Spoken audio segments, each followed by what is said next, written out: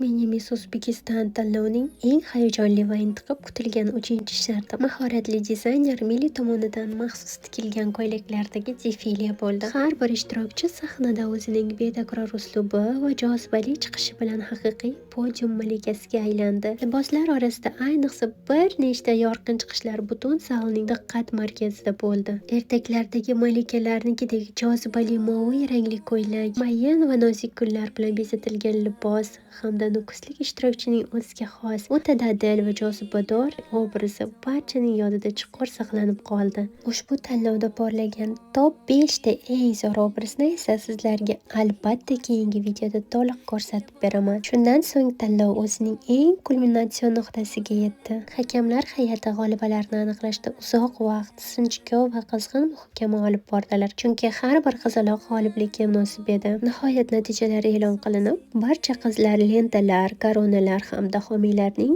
maxsus sovg'alari bilan taqdirlandilar.